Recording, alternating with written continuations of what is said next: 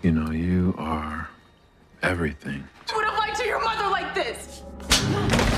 Make the money, I make the rules. I will not be this rich. Don't.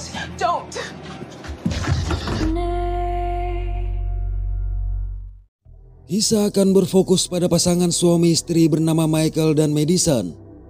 Mereka mendiami sebuah rumah mewah dengan fasilitas yang luar biasa. Mereka bahkan memiliki 2 buah mobil mewah karena Michael adalah seorang pengusaha yang sukses. Pasangan ini tampak bahagia dan menjalani hari-hari mereka dengan sangat romantis, layaknya pasangan yang baru saja menikah. Michael juga sering memberikan hadiah mahal kepada sang istri yang sangat ia cintai itu. Sayang, sebenarnya kisah cinta mereka tidak sesempurna yang ditampilkan, karena setelah 2 tahun menjalani pernikahan, mereka belum dikaruniai seorang anak. Sebagai istri, Madison memiliki impian untuk menjadi seorang ibu. Namun mimpi tersebut tidak dimiliki oleh Michael yang masih belum siap menjadi seorang ayah. Kendati begitu, Madison secara rutin memeriksa tes kehamilannya, hanya saja hasilnya selalu mengecewakan. Sebagai suami yang baik, Michael selalu meyakinkan bahwa mereka akan memiliki anak ketika waktunya tiba, dan mereka memiliki banyak waktu untuk berlatih. Sore itu sepulang kerja, Michael mengunjungi makam ibunya yang berada di sisi makam sang ayah. Tapi Michael hanya bersedih untuk ibunya dan mengabaikan makam ayahnya. Dari batu nisan terlihat bahwa kedua orang tuanya meninggal di tahun yang sama. Jadi orang tua Michael meninggal akibat tragedi pembunuhan dan bunuh diri. Begitu kembali ke rumah, Michael mendapat kejutan dari Madison untuk ulang tahun pernikahan mereka. Pesta ini dihadiri oleh rekan-rekan kerja Michael dan sahabat Madison yang bernama Chelsea. Di sini terungkap bahwa Madison telah memutuskan berhenti dari pekerjaannya di rumah sakit bersama Chelsea demi menjadi ibu rumah tangga. Usai pesta, Madison dibuat kesal dengan kebiasaan Michael yang membiarkan toilet terbuka setelah digunakan. Namun kekesalan Madison dapat Michael redakan dengan memberinya hadiah kalung hati terbelah 2 yang bertuliskan Till Death Do Us Part. Michael lantas mengelungkan belahan pertama di leher Madison dan berkata bahwa dirinya tidak bisa membayangkan bila harus hidup tanpa Madison. Pada malam berikutnya, Michael menghabiskan waktu di sebuah bar bersama seorang rekan bernama Rob. Mereka membicarakan tentang kesuksesan masing-masing sampai Rob menunjukkan foto anak-anaknya. Namun demikian, Michael mengaku belum siap memiliki anak karena ingin lebih fokus berbisnis agar bisa memenuhi kebutuhan materi bagi Madison. Hanya saja Rob menyarankan agar Michael juga memikirkan apa yang Madison inginkan, jadi memintanya membicarakan permasalahan anak itu bersama sang istri. Sekembalinya dari bar, Michael siap mengikuti saran dari Rob. Tapi Madison tiba-tiba bersikap tidak seperti biasanya. Ternyata Madison menemukan suntikan testosteron yang Michael gunakan untuk mencegah kemungkinan dirinya hamil. Madison bahkan menyebut Michael sebagai pembohong dan pengecut, lantaran merahasiakan hal ini darinya ketika tahu bahwa yang dia inginkan hanyalah seorang anak. Alhasil Michael menjawab bahwa dia memang tidak ingin memiliki anak dan telah mengatakan itu ratusan kali, tapi selama ini Madison terus memaksanya. Michael berusaha untuk tidak marah ketika Madison mengucapkan semua kata-kata kasar, sampai Madison menyebutkan bahwa ayah Michael yang sudah meninggal tidak pernah berbohong kepada ibunya seperti ini. Mendengar itu, Michael langsung lepas kendali dan menampar Madison. Michael kemudian menegaskan bahwa dirinya lah lelaki di rumah ini. Dia yang menghasilkan uang, dia yang membuat peraturan, dan dia akan dihormati. Michael juga memperingatkan agar Madison tidak pernah lagi menyebut ayahnya di dalam rumah tangga mereka. Sejak saat itu, keadaan berubah drastis di mana kehidupan rumah tangga mereka menjadi hambar. Suatu malam, saat pasangan suami istri itu menghadiri pesta, Michael tampak cemburu mendapati istrinya berbicara dengan seorang pria. Sekembalinya ke rumah, Michael mengungkapkan kecemburuannya kepada sang istri.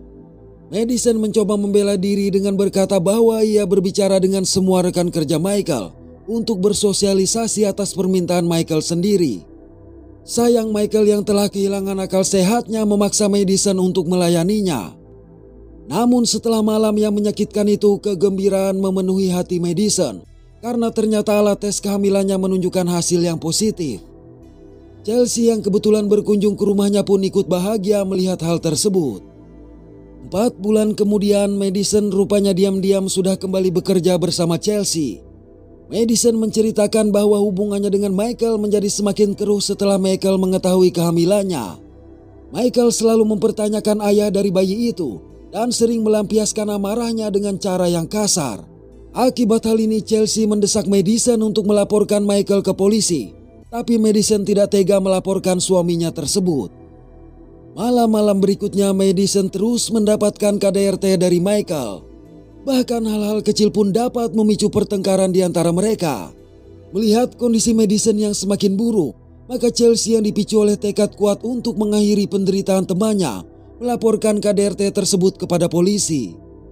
Madison yang pernah bermimpi memiliki sebuah keluarga yang sempurna dan bahkan rela meninggalkan pekerjaannya demi menjadi ibu rumah tangga yang baik, kini malah mengalami depresi. Akhirnya dalam kondisi hamil 6 bulan, dengan mengumpulkan segenap keberaniannya, Madison memutuskan pergi dari rumah untuk tinggal bersama Chelsea. Madison mengaku tidak sanggup lagi menerima KDRT dari Michael. Alih-alih membujuk sang istri, Michael malah menjadi semakin kasar. Dalam usaha membela diri, Madison mengajar Michael dengan vas bunga dan segera kabur menggunakan mobil pemberian Michael. Naas di tengah perjalanan, akibat kecelakaan tersebut, Madison harus dilarikan ke rumah sakit.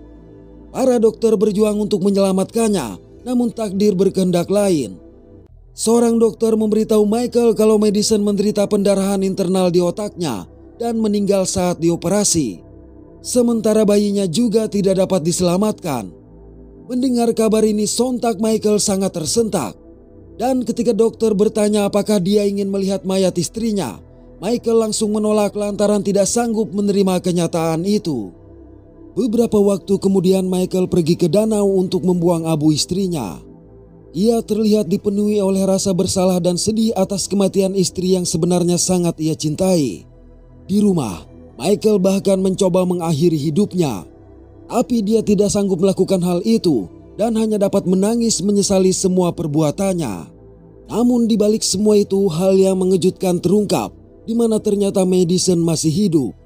Ia dan Chelsea telah membuat rencana kecelakaan dan memalsukan kematiannya. Jadi Chelsea menyerahkan obat bius kepada Madison. Obat bius tersebut Madison gunakan saat di mobil. Madison lalu membuat darah palsu di kepalanya sebelum akhirnya pingsan dan dibawa ke rumah sakit. Mereka juga menyewa seorang pria untuk menyamar sebagai dokter yang menjelaskan perihal kematian Madison kepada Michael. Saat itulah Madison yang siuman dari pengaruh obat bius segera kabur dari rumah sakit. Sebagai langkah selanjutnya dari rencana beresiko tinggi itu, Madison bekerja menjadi pelayan di sebuah kafe dan menggunakan nama baru, yaitu Cat. Ketika kafe sudah tutup, Chelsea mengunjungi Madison untuk menyerahkan amplop berisi uang. Di sini terungkap kalau Madison juga telah membuat polis asuransi jiwa dengan Chelsea sebagai penerima manfaat yang bertujuan untuk mendanai awal kehidupan barunya. Dengan uang tersebutlah Madison membeli perabotan baru di rumah barunya yang jauh dari teror Michael. Bukan itu saja, nasib ternyata membuat Madison bertemu dengan tetangga sebelah rumahnya yang bernama Alex. Alex adalah seorang duda yang memiliki anak berusia 6 tahun. Hari itu Alex meminta sumbangan kontribusi untuk tugas sekolah anaknya. Suatu hari, Madison melihat Alex mengambil buah lemon dari pohonnya. Jadi dia mendatangi dan berbicara dengan Alex tentang hal itu. Alih-alih malu atau meminta maaf, Alex justru menanggapinya dengan beberapa lelucon dan mengaku hanya meminjam buah-buah itu untuk membuat pie bagi putrinya. Dikarenakan menggunakan lemon pinjaman, maka Alex mengundang Madison datang malam itu untuk mencoba masakannya. Alhasil pada malamnya Madison datang memenuhi undangan Alex. Sejak saat itu tumbuhlah kedekatan antara Madison dengan Alex dan putrinya. Madison sangat sering mengunjungi rumah Alex dan menghabiskan waktu bersama mereka. Sebaliknya, Alex pun secara rutin menemani Madison untuk mempersiapkan kelahiran bayinya seperti seorang suami. Suatu malam, Alex dan Madison memiliki waktu untuk mengobrol berdua. Di sini Madison bertanya perihal istri Alex. Alex memberitahu bahwa sang istri meninggal saat melahirkan putrinya. Alex yang juga penasaran dengannya mencoba bertanya mengapa tidak ada cincin kawin di jarinya dan kenapa terkadang ia tidak menjawab saat dipanggil. Oleh karenanya Madison mengungkapkan kisah masa lalu kelamnya bersama Michael yang masih menghantuinya dan mengaku namanya bukanlah Kate. Mendengar kisah yang menyentuh ini, Alex tergerak untuk mengecup Madison. Namun Madison menolak dan langsung berpamitan pulang. Beralih pada Michael yang tiba-tiba menerima telepon dari rumah sakit tempat Madison terakhir bekerja. Mereka bertanya mengapa Madison tidak muncul untuk mengambil gaji terakhirnya setelah mengundurkan diri beberapa bulan yang lalu. Mendengar ini Michael menjadi bingung karena istrinya sudah lama berhenti dari pekerjaannya. Di sisi lain, sang istri juga meninggal dunia beberapa bulan yang lalu di rumah sakit tersebut. Oleh karenanya karyawan rumah sakit memeriksa file dan menemukan data bahwa Madison memang pernah dirawat akibat kecelakaan mobil, tetapi tidak ditemukan catatan kematiannya. Mendengar kabar mengherankan ini, Michael bergegas pergi ke rumah sakit dan mengetahui bahwa dokter yang dulu pernah menangani Madison tidak pernah bekerja di rumah sakit itu. Oleh karenanya Michael mencoba meminta riwayat perawatan Madison dengan alasan ia dan istrinya yang sedang hamil membutuhkan riwayat tersebut untuk dokter baru. Sayang meski riwayat perawatan Madison ditemukan, petugas tetap tidak dapat menyerahkan salinannya kepada Michael. Jadi petugas hanya mengatakan kalau Madison pergi di malam ia dirawat dan mengembalikan kalung milik Madison yang tertinggal di sana. Keesokan hari, Madison mendapat kabar mengenai ayahnya yang mendapat serangan stroke di panti jompo. Untuk itu ia bergegas pergi ke sana guna menjenguk sang ayah. Ayah Madison berkata bahwa waktunya tidak akan lama lagi, sehingga meminta Madison menelpon ibunya yang sudah lama tidak ia hubungi. Tapi Madison hanya bisa bersedih mendengar ucapan sang ayah. Demi menghibur ayahnya, Madison mengungkapkan kehamilannya agar dapat memberi secercah kebahagiaan di penghujung usianya. Pada waktu yang sama, Michael juga mengunjungi panti jompo tersebut untuk menjenguk sang mertua.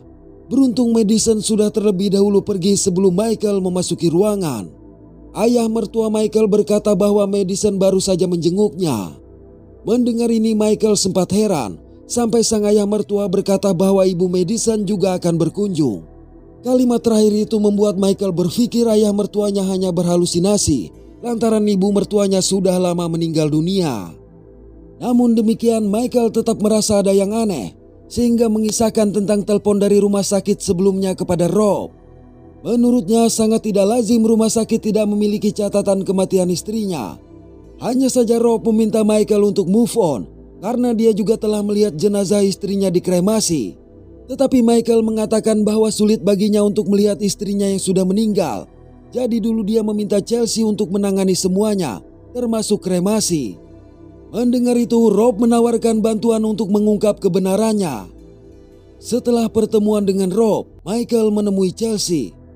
Michael beralasan telah menjual rumah, jadi meminta Chelsea membantunya untuk memindahkan barang-barang Madison. Saat Chelsea pergi mengirimkan paket, ternyata Michael mengikutinya. Michael kemudian menemui petugas untuk meminta alamat tujuan pengiriman paket Chelsea tadi.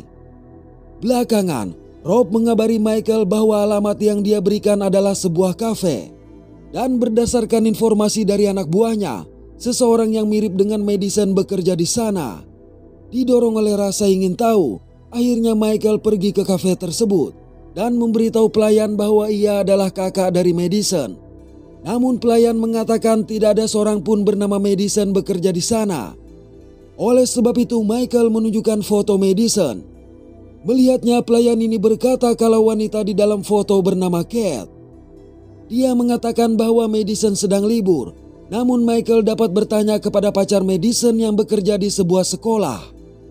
Mendengar ini, Michael tentu saja tersentak, tetapi berusaha untuk tetap tenang. Want me to write it down for you? No. Pada malam hari, Chelsea menghubungi Madison untuk memberitahu bahwa Michael datang ke rumahnya. Tanpa menyadari pria yang mereka bicarakan sedang mendengarkan percakapan itu. Selang beberapa saat air ketuban Madison pecah, sehingga Chelsea bergegas pergi ke rumahnya untuk membawanya ke rumah sakit. Akhirnya pada malam itu dengan didampingi oleh Alex dan Chelsea, Madison melahirkan seorang bayi laki-laki. Beberapa waktu berlalu, Chelsea memutuskan untuk berpamitan dengan Madison. Tapi begitu Chelsea masuk ke dalam mobil, ternyata Michael sudah duduk di kursi belakang dan langsung menodongnya dengan senjata. Pada waktu yang sama, Madison diizinkan pulang ke rumah. Alex, tetangga baik hati yang selalu hadir dalam kehidupan Madison, menemaninya sampai tiba di rumah. Ketika hendak pulang, Alex menawarkan agar Madison dan sang bayi menginap di rumahnya. Mendengar itu, Madison meminta waktu untuk membersihkan diri.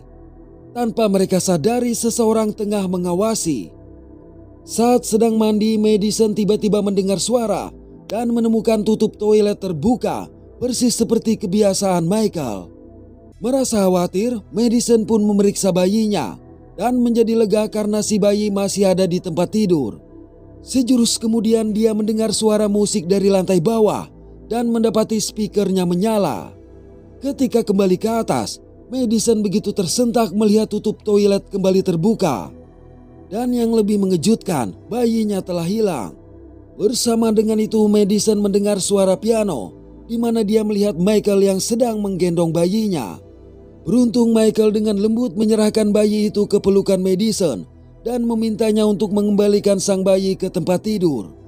Michael juga kembali memasangkan kalung belahan hatinya ke leher Madison, lalu menceritakan apa yang terjadi padanya setelah Madison membuatnya berpikir dia sudah mati. Selama ini, Michael bahkan menganggap dirinya adalah seorang pembunuh. Manakala Michael mengeluarkan pistolnya, bersamaan dengan itu pula Alex mengetuk pintu rumah Madison. Michael lantas meminta Madison untuk membuka pintu dan tidak melakukan sesuatu yang bodoh atau Alex akan ia habisi. Tidak ada pilihan, Madison terpaksa mengikuti permintaan Michael. Madison akhirnya membatalkan janjinya untuk menginap di rumah Alex dengan alasan tidak enak badan dan mengatakan ingin sendiri. Di sini Alex melihat sesuatu yang aneh dengan sikap Madison, tetapi tidak ingin bertindak ceroboh. Namun tatkala Michael mendekati Madison, secara mengejutkan Alex menerobos masuk sehingga perkelahian pun terjadi.